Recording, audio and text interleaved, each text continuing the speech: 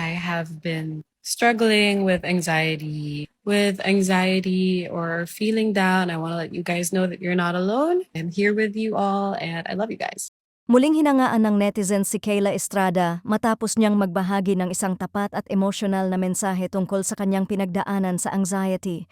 Sa isang simpleng ngunit makahulugang pahayag na, "I am struggling with anxiety, and for those who feel anxiety and feeling down, I want you all guys to know that I'm here with you all and I love you guys." Muling pinatunayan ni Kayla na hindi lamang siya isang mahusay na aktres, kundi isang taong may malasakit at lakas ng loob na magsalita tungkol sa mental health. Hindi naging madali para kay Kayla ang aminin sa publiko na siya mismo ay nakakaranas ng anxiety.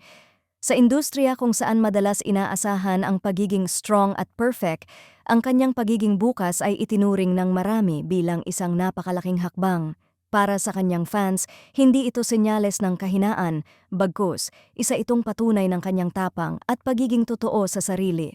Marami ang nagsabing mas lalo pa raw silang humanga sa aktres dahil hindi niya ikinahiya ang kanyang pinagdadaanan. Ayon sa mga netizens, ramdam na ramdam ang sincerity sa mensahe ni Kayla.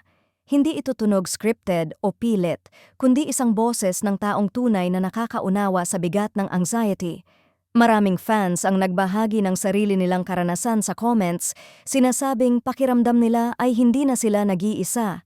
Para sa iba, ang simpleng pahayag na "I'm here with you" ay sapat na para makaramdam sila ng kaunting gaan at pag-asa.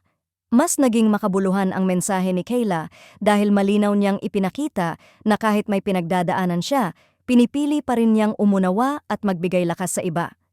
Sa halip na ituon ang pansin sa sarili, ginamit niya ang kanyang platform upang ipaalala na normal lang ang makaramdam ng lungkot, takot at panghihina at na may mga taong handang makinig at umunawa.